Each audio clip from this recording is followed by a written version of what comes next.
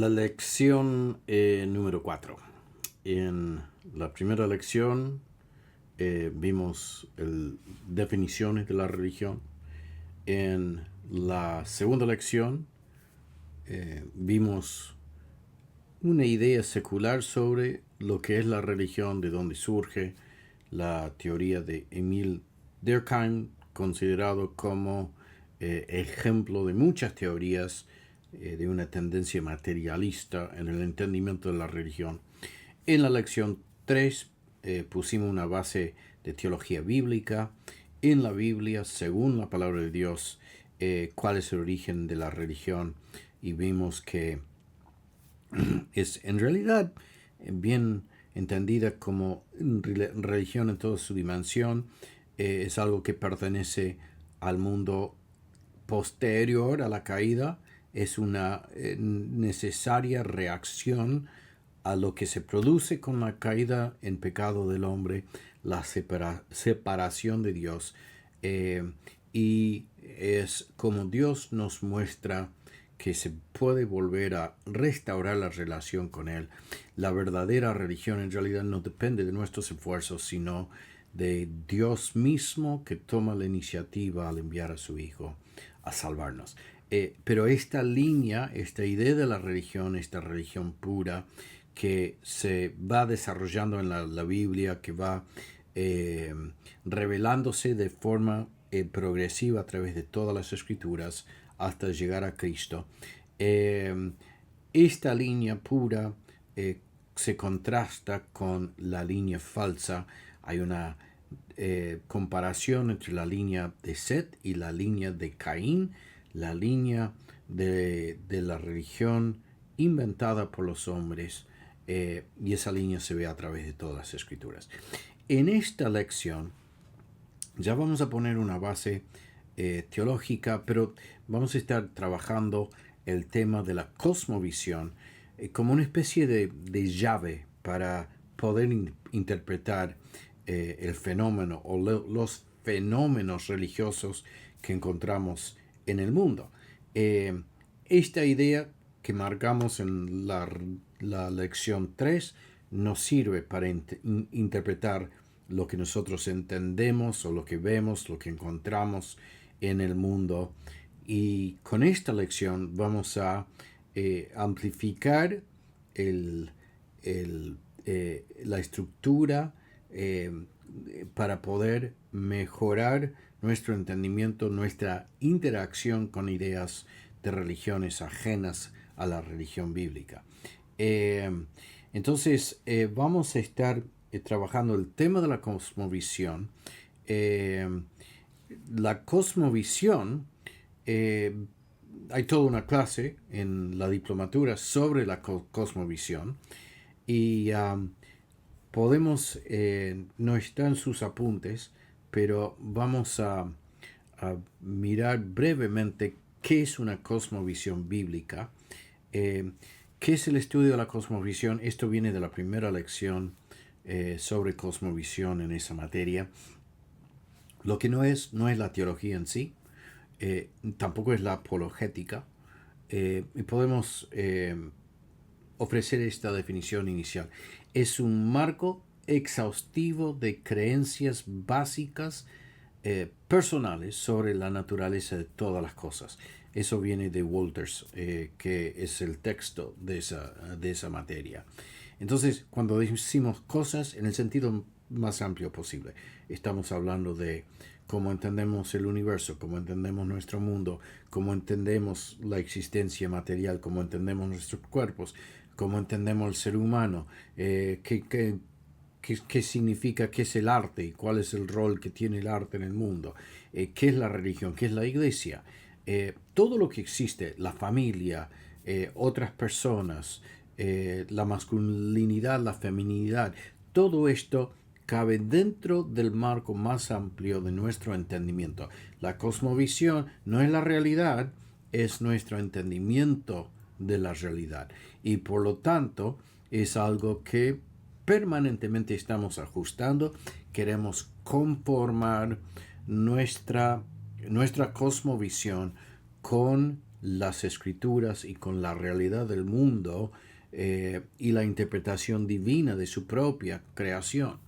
Entonces, son todas las cosas en el sentido más amplio posible. Habla de creencias, credo, lo que nosotros creemos.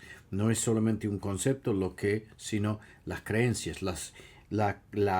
Nuestras creencias ocupan ese espacio entre nuestros conceptos, los conceptos que manejamos y nuestro accionar. Yo actúo en base a lo que creo, no solamente lo que sé, sino lo que realmente creo. Eh, y son las cosas más básicas sobre todo esto. A veces son tan básicas que las tomamos por cosas dadas y no son cosas que examinamos a fondo, porque son tan básicas que no se nos ocurre analizarlas. Bueno, ese es el trabajo al final de la filosofía, de analizar esas cosas básicas, de preguntarnos qué es una taza, cuál es el valor de una taza, qué significa tener una taza, qué dice la existencia de una taza sobre el mundo. Preguntas filosóficas. Y entonces, de cierta forma, casi podríamos decir, la cosmovisión es nuestra filosofía de la vida. Hay una relación estrecha entre cosmovisión y espiritualidad, y justamente porque la creencia es lo que conecta lo que sabemos y lo que realmente creemos con la forma que vivimos. Si decimos, creo una cosa, pero no actúo en base a esa cosa, no ordeno mi vida en base a esa supuesta creencia, tenemos que poner en duda si realmente creemos eso. Entonces, creencias son básicas, las cosas esenciales, y en ese sentido es un marco amplio, un sistema amplio que sirve para organizar todas nuestras ideas. Y bueno, las escrituras ofrecen una clara cosmovisión y las religiones falsas ofrecen su propia cosmovisión. Y en esa comparación de cosmovisiones encontramos una llave clave para entender a la otra cosmovisión, incluso no solo eso, sino de quizás encontrar un puente de comunicación con personas que creen esa otra forma de pensar o tienen esa otra cosmovisión generada por sus convicciones religiosas. Entonces, frente a la gran diversidad en el mundo, nos hace falta poder entender nuestra propia cosmovisión, y esa cosmovisión, una vez que la manejamos, nos sirve como llave de interpretación para las religiones o la diversidad de expresiones religiosas que encontramos en el mundo. Entonces, ¿por qué necesitamos una cosmovisión para interpretar la religión? Primero, el desafío del pluralismo religioso. Vivimos nosotros, antes uno puede decir, bueno, los hindúes están en la India, los musulmanes están en el Medio Oriente o en Arabia Saudita, el norte de África, viven en otra parte.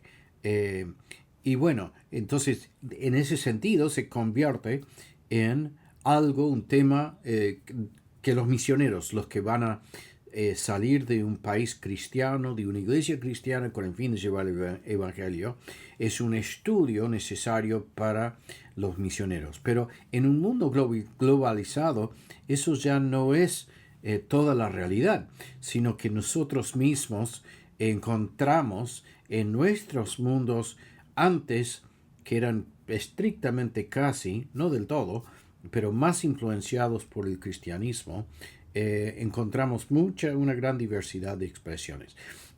Y por medio de la comunicación en un mundo globalizado, estas ideas, muchas veces con mutaciones importantes, pero van pasando a todo el mundo, y la realidad de la mayoría de la gente de hoy en día es que no es de que tienen una cosmovisión coherente, de donde han analizado y han pensado de una forma lógica, filosófica, o en base, por ejemplo, a una interpretación clara de las escrituras.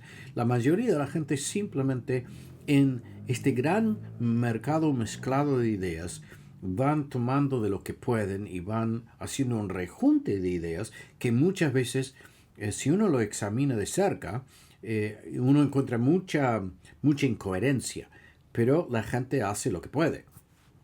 Y entonces no es de que nos sentamos con un hindú y vamos a encontrar una cosmovisión puramente hindú, sino que lo que vamos a encontrar es una mezcla de hinduismo con una mentalidad más moderna de la edad científica, del racionalismo, y va a haber incluso quizás algunos valores, van a reconocer ciertos valores que si uno los examina uno va a decir, pero ese valor en realidad tiene sus raíces no en el hinduismo, sino en el cristianismo. Y así. Entonces la gente maneja una mezcla de ideas eh, y a veces sin una coherencia absoluta. Entonces eso hace que sea complicado. Pero como punto inicial, el concepto de decir cuál es mi cosmovisión y cuál es la tendencia de una persona afectada o bajo la enseñanza de otra religión, qué es lo que podemos esperar en esos países, aunque en los mismos países siempre uno encuentra una gran mezcla de cosas en el mundo real. Entonces el desafío del pluralismo religioso. En una cultura globalizada, los cristianos se enfrentan a un amplio abanico de religiones, cada uno reclamando verdad espiritual. Si una base, sin una base clara, este pluralismo puede llevar a la confusión o el relativismo. Y esa es la respuesta de mucha gente. Al final, la idea es, ¿cómo hago para distinguir entre verdadero y falso, entre algo que es verídico, algo que es simplemente tradicional, etcétera? Y la gente, como no tiene un criterio, eh, termina con la idea de que al final todos los caminos llevan a Roma. Entonces yo creo esto, vos pensás esto, al final vamos a llegar al mismo lugar. Pero ese no es el mensaje del cristianismo. El mensaje del cristianismo parte de una base, como la que vimos en la lección pasada, en que en realidad hay dos caminos. Y las escrituras esto lo repiten una y otra vez. Hay un camino que le parece bueno al hombre, pero el fin de ese camino es camino de muerte. Jesús mismo que dice que hay un solo camino, que Él mismo, yo soy el camino. Nadie llega al Padre sino por mí. El cristianismo es exclusivista. Y esto por ahí nos incomoda porque estamos en un mundo donde parece a veces que el único valor compartido por todos es el valor de la tolerancia, que es un valor importante. Debemos ser tolerantes. No debemos iniciar una especie de yihad en contra de los que no creen igual que nosotros. Debe existir tolerancia, pero la tolerancia se hace sinónimo con el relativismo. Y el relativismo no es necesario, tampoco es bueno. Entonces, la verdadera tolerancia es de que yo te tolero. Incluso la Biblia enseña que uno debe amar a los que son distintos a uno, los que son enemigos de uno, los que tienen otra religión, uno los debe amar a pesar de las diferencias. Esa es la verdadera tolerancia, cuando yo amo a una persona a pesar de sus diferencias conmigo. Pero eso no es lo mismo que negociar con la verdad y decir que la tolerancia me lleva a aceptar un relativismo absoluto. Así que el desafío del pluralismo religioso. Ese es el primer punto. Segundo punto, las limitaciones del enfoque fenomenológico. ¿Qué es eso? Es lo que vimos en, creo que la segunda lección, la postura, la idea materialista sobre, o secular, sobre el origen de las religiones. La idea de Emil Durkheim, de que en realidad todo surge de abajo. Fenomenológico es la idea de que lo único que existe son los fenómenos, lo que yo puedo observar. No hay una realidad después de eso, detrás de eso, sino que solamente existe este gran pluralismo, es tantas formas distintas que pueden ser coloridas y interesantes, pero que al final no hablan de una verdad absoluta más profunda, sino que simplemente representan la multiplicidad de expresiones culturales, producto de muchos años de evolución en estos procesos que él marca, este proceso de evolución de la religión. El tema es de que ese punto de vista, aunque en un primer momento parece tener gran poder de explicación, al final tiene sus problemas. Describir las religiones sin evaluarlas puede parecer respetuoso. De nuevo, esta idea de la tolerancia como valor supremo. Parece respetuoso, pero niega la posibilidad de la verdad objetiva. Entonces, lo que perdemos con ese relativismo absoluto, aunque parece ser muy cordial, parece ser muy respetuoso, es de que perdemos toda noción o toda posibilidad de descubrir si hay una verdad real y objetiva detrás de las cosas. La cosmovisión cristiana afirma que Dios ha hablado y que su palabra es la medida final de todas las cosas. O sea que este relativismo eh, va absolutamente contrario a la verdadera religión bíblica. Y el problema es de que al afirmar que hay una verdad, al afirmar que Cristo es el único camino para llegar al Padre, podemos ser tildados como intolerantes. Entonces eso implica de que debemos encontrar formas pacientes y amorosas de afirmar lo que la Biblia dice sin negociar con la verdad, porque al final el mismo amor nos obliga a ser fieles a la verdad, porque si es así, nadie se salva de otra forma. Entonces, si realmente amamos a esa persona, a ese hindú, a ese musulmán, a ese budista, tenemos que compartir el Evangelio. Es el único camino hacia Dios. Bueno, toda interpretación parte de una cosmovisión. Entonces, y de nuevo, no estamos diciendo que estas cosmovisiones que vamos a tratar de aquí en más, siempre vamos a encontrarlos en su estado puro en el mundo.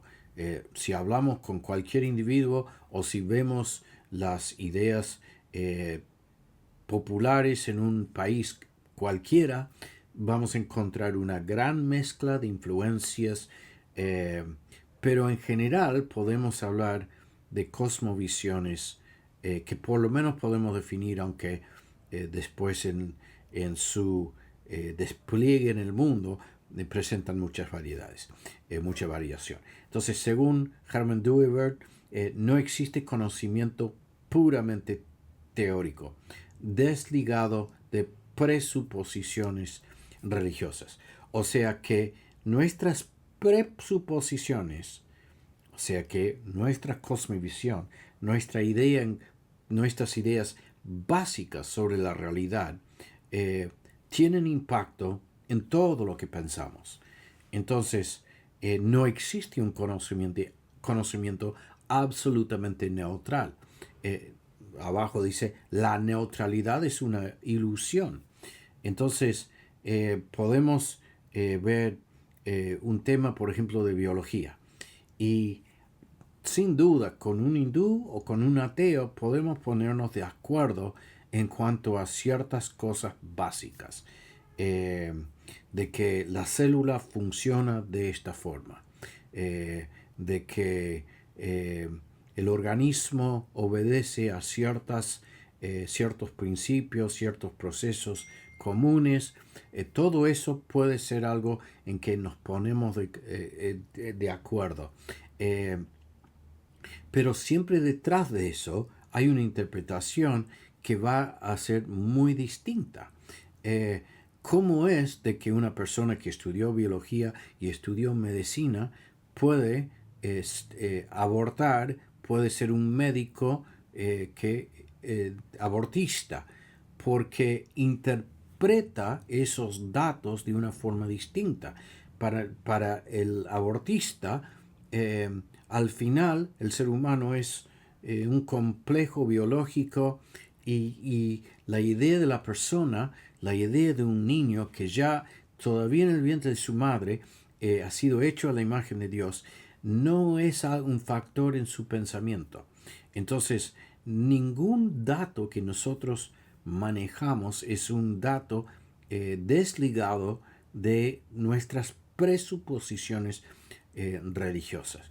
Entonces, todos los seres humanos interpretan el mundo desde supuestos básicos. Bueno, entonces ahora vamos a hablar de lo que es una cosmovisión bíblica. Y acá vamos a presentar esta cosmovisión en su forma más sencilla. En el libro de Walters, que es el libro que nosotros usamos en la clase de la creación, sobre la cosmovisión, él habla de 3 categorías. Nosotros vamos a agregar una cuarta categoría, que es las 3 categorías son creación, caída, redención y consumación. Entonces, los 4 componentes que ven en la lección obedecen en parte a esta diferencia, y a eso podemos agregar, eso puede ser un poco confuso. Creación, caída, redención también son distintos puntos de una taxonomía bíblica. Pero nosotros acá en el punto de que dice componentes básicos de una cosmovisión bíblica, estamos viendo los 3 puntos de Walters y agregamos una cuarta idea que es la revelación, que es en realidad un abanico que incluye esas 3 ideas y luego la cuarta idea que nosotros vamos a agregar en la taxonomía. A lo mejor es demasiado confuso y debería cambiarlo, pero estoy en medio del video, así que ya está. Entonces, cuando en el examen, si preguntamos cuáles son las 3 etapas o 3 partes de una taxonomía o una cosmovisión bíblica, la respuesta sería creación, caída, redención y consumación. Así que Dios quiera que eso sea claro. Bueno, entonces vamos a hablar rápidamente de estos 3 puntos. Son 3 puntos que luego se repiten y después el cuarto punto que sirve como una especie de paraguas que envuelve todo. Primero la creación. Es la idea que Dios ha creado todo. Esto es básico. Y si analizamos cualquier religión, hay distintas ideas, algunas ideas que son más parecidas al cristianismo y otras menos. En algunos casos no existe ni una creación, sino que todo siempre existe quizás en un estado cíclico. Entonces eso después tiene impacto sobre la forma que entendemos el mundo, obviamente, y cómo entendemos, por ejemplo, el sufrimiento, cómo entendemos el ser humano. Dios creó el mundo, todo lo sostiene, le da propósito, Dios, todo comienza con Él, pero podríamos agregar a esto, Dios no es igual al mundo. El mundo y Dios son 2 cosas separadas. Dios es el creador del mundo, está por encima del mundo. No debemos confundir a Dios con su creación porque son 2 cosas distintas. La caída, el pecado, ha distorsionado no solo la conducta humana, sino también su pensamiento y su espiritualidad. Las religiones falsas son intentos caídos de explicar la realidad sin Dios. 3. Redención. La salvación no proviene de una búsqueda humana de lo divino, sino de la iniciativa soberana de Dios en Cristo. Ahí tenemos las 2 líneas. La salvación no es el producto de construir una torre de Babel o de armar un sistema ético o místico, donde yo me privo, donde practico ascetismo y me voy por un camino, voy subiendo una escalera que me lleva a la iluminación. Son todas torres de Babel. La salvación no viene de un proceso guiado o ingeniado por el ser humano, sino que viene puramente por una iniciativa divina en Jesucristo.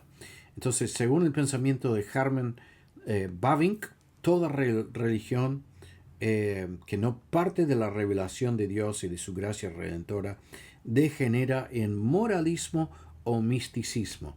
Y uno ve eso, de que termina siendo legalismo por un lado, reglas muy estrictas, o que termina en un misticismo indefinido por el otro lado.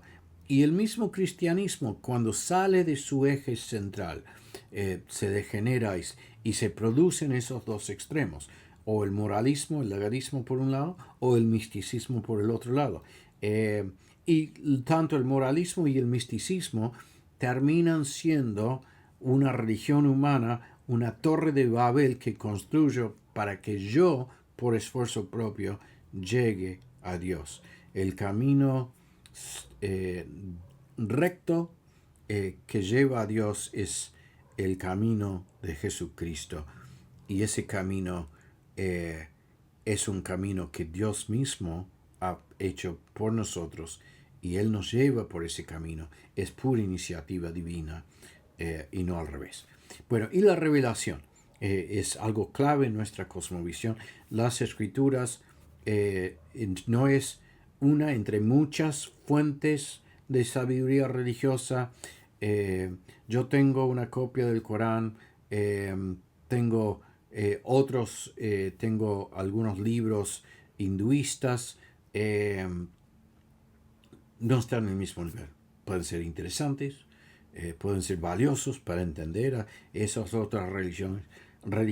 Hay una sola religión, hay una sola revelación autoritativa, inerrante, una sola revelación que realmente proviene de Dios y es la palabra de Dios, la Biblia. Esa revelación revela que Dios existe y podemos, esto ya vamos a un curso de teología, pero en esa revelación existe lo que llamamos la revelación especial. Hay una revelación general, la misma naturaleza. Si no fuéramos seres caídos, entenderíamos por la misma naturaleza cómo es y quién es Dios. Pero con nuestro pecado necesitamos la revelación especial que es la palabra de Dios y Jesucristo enviado a nosotros. Y es en esa revelación especial que encontramos el camino de la salvación. Es solamente por Cristo, solamente por su palabra, que entendemos nuestra gran necesidad y la solución, el remedio, que es el sacrificio de Cristo. Así que esas son ideas básicas. Bueno, entonces ahora miramos la taxonomía que sigue en general estas tres ideas que son de Walters y están también bajo, obviamente, este gran paraguas del concepto de un Dios que se revela por medio de Jesucristo, que se revela en su palabra. Entonces tenemos tres categorías que son las de Walters y nosotros agregamos una categoría que es la última, la de consumación. Y ya vamos a decir por qué. La creación, la idea que ya mencionamos, que Dios ha creado el mundo. Ese mundo, sabemos, capítulo 1 de Génesis, era bueno y mantiene muchas de esas cualidades que Dios reconoció como buenas en su creación original, aunque dañada y distorsionada por el pecado, resultado de lo que Dios, del pecado del hombre. Dios hizo todo con un propósito que era para su gloria. El ser humano tiene un propósito dentro de esa creación. El ser humano fue hecho según su imagen, con el propósito de ser su mayordomo sobre la creación y de reflejar su gloria, de dar gloria a Dios.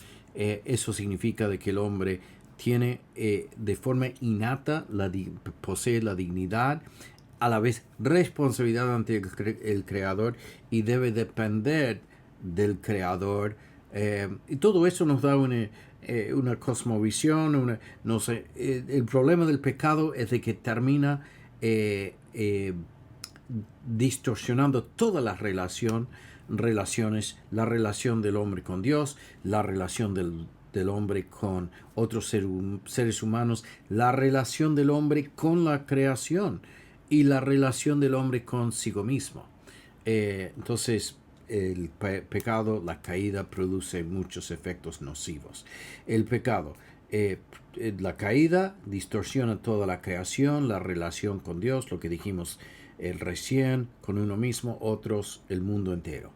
Y el plan de Dios, iniciado, lo vimos la vez pasada en la lección 3, desde el inicio hay un plan de redención. Antes de la fundación del mundo, Dios ya tiene un plan. Dios toma la iniciativa para restaurar su creación, restaurar a la humanidad, redime a la humanidad por el sacrificio de su Hijo. Este plan lo pone en movimiento a partir del momento de la caída. Cristo trae reconciliación con Dios, con uno mismo, con otros y con la creación. Y la consumación. Este es el punto que no aparece en el libro de Walters en sí como una categoría, y es la consumación. Cristo volverá y hará nuevas todas las cosas. El plan original de Dios será cumplido en un cielo nuevo y en una tierra nueva. Entonces nos da esperanza para el futuro. Es la culminación del plan original de Dios iniciado en Génesis 3:15. Y es importante agregar este punto, esta última etapa, porque si no interpretamos bien nuestra propia época. Si solamente redención, entonces, ¿qué pasa con el mundo caído?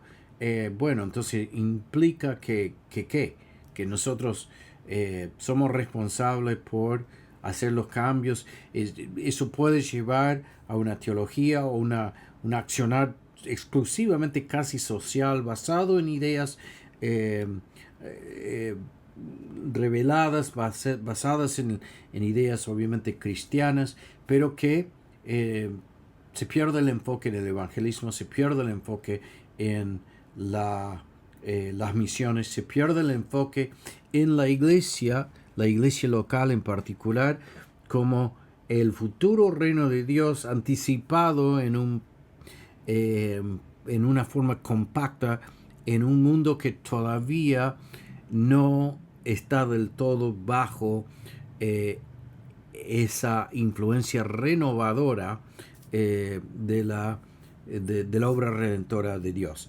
Entonces, hay un concepto, lo habrán escuchado, la de ya, pero todavía no. Cristo reina, sabemos que reina, está sentado a la derecha del Padre, pero todavía no. O sea, esperamos su segunda venida para que se establezca definitivamente su reino sobre el mundo. Y con esos dos marcos de la redención, la cruz y la segunda venida, ya empezamos a entender mucho mejor nuestro rol como cristianos, cómo debemos relacionarnos con un mundo caído, cuál es el propósito de la iglesia, cuál es nuestra misión en este mundo. Entonces, esos 4 puntos nos sirven como un marco, y por medio de ese marco podemos interpretar todo básicamente lo que podemos encontrar, los fenómenos, la fenomenología de la religión en el mundo. Todas las distintas expresiones, todas las distintas filosofías, todas las distintas teologías, tenemos un sistema de interpretación que nos ayuda a interpretar y comparar, y nos da un marco para construir un proceso de comunicación con aquellos que aún no lo conocen al Señor Jesús. Bueno, entonces principios para evaluar religiones desde una cosmovisión reformada. Primero, y esto ya lo hemos tocado, obviamente, la autoridad de las Escrituras. Toda religión debe ser juzgada a la luz de la palabra de Dios. El temor de Jehová es el principio de la sabiduría. Proverbios 1:7. Comenzamos ahí. Segundo, la idolatría como distorsión. Romanos 1 enseña que el ser humano conoce a Dios, pero suprime ese entendimiento, ese conocimiento. Y el resultado de esto es el intercambio, es intercambiar su gloria por imágenes creadas. Adoramos a lo hecho por nosotros, a la creación, imágenes que hacemos de la creación y no el creador. De nuevo, el famoso dicho de Calvino, el corazón del hombre es una fábrica perpetua de ídolos. Cristo como centro de evaluación. Toda cosmovisión que no reconoce a Cristo como Señor está en error. Y Pablo dice esto: mirad que nadie os engañe según los rudimentos del mundo y no según Cristo. Qué importante esto. Yo esto lo he mencionado en otros contextos, pero conozco casos, sé de casos donde gente de América Latina, con muy buena voluntad, se han ido a un país musulmán para compartir el Evangelio, para tener un impacto positivo en aquellas culturas, y de repente uno encuentra de que se han convertido al Islam. Y uno dice, pero ¿cómo puede pasar eso? Y en todos los casos ha habido una falta de base teológica, una falta de realmente un entendimiento justamente de estas verdades. Entonces, al no tener raíces teológicas, raíces bíblicas, y no tener una forma de realmente interpretar lo que uno está viendo, uno cae víctima de un proceso que lleva a el apartarse y realmente convertirse en hereje, lamentablemente. Y esto sirve no solamente para preservar nuestra fe, sino que sirve para que tengamos una forma efectiva de comunicarnos con personas que son de otra religión. Bueno, el cuarto punto: no existe suelo neutral. A veces tenemos la idea en el apologético, en el evangelismo, de que acá estoy yo con mi postura cristiana y yo entiendo que ellos no aceptan mis presuposiciones. Sí, yo estoy convencido que la Biblia es la palabra de Dios, yo estoy convencido que Dios existe, estoy convencido de que Cristo vino al mundo y murió por nuestros pecados, pero esta otra persona no lo entiende y tienen otras presuposiciones, y empezamos las conversaciones como aceptando una medida de relativismo, y no debemos hacer eso. Toda buena comunicación con otro comienza con por lo menos una afirmación en nuestra propia mente clara de que Cristo es Señor. Y no hay terreno neutral. No podemos encontrar un espacio neutral donde acá está la idea de que si solamente puedo yo invitarlos a que nos sentemos en esta zona que podemos llamar el dominio de la lógica, de la razón. Y la razón me va a servir para traerlo acá, a este ambiente cristiano. El tema es de que si hacemos eso, hemos hecho de la razón un ídolo, algo que tiene existencia aparte de la soberanía de Dios. Y en realidad Dios es Dios sobre todo. No hay en el mundo espacio que no le pertenezca. No hay pensamiento que no le debe ser obediente. Debemos comenzar desde un punto de partida donde somos respetuosos, donde expresamos amor, pero que no estamos negociando con esa idea falsa de que hay una neutralidad racional que nos puede llegar a servir, o que al final sí hay cierta verdad, hay un elemento de verdad en la idea de que eh, tenemos cosmovisiones distintas y, la, y nos sometemos sin quizás darnos cuenta de que estamos permitiendo que el relativismo de nuestro siglo eh, nos influencie aún antes de que empecemos el proceso de evangelismo. Así que no existe suelo neutral. Y bueno, y algunas preguntas ustedes podrían pensar más, pero herramientas prácticas de discernimiento. Cuando se estudian las religiones, conviene hacer preguntas como las siguientes. ¿Quién es Dios según esta religión? Todas son preguntas que podemos derivar de este marco de una cosmovisión bíblica cristiana reformada. ¿Quién es Dios según esta relación? Por ejemplo, ¿es un creador personal o es una fuerza impersonal? Porque eso cambia muchas cosas. ¿Qué dice sobre el ser humano?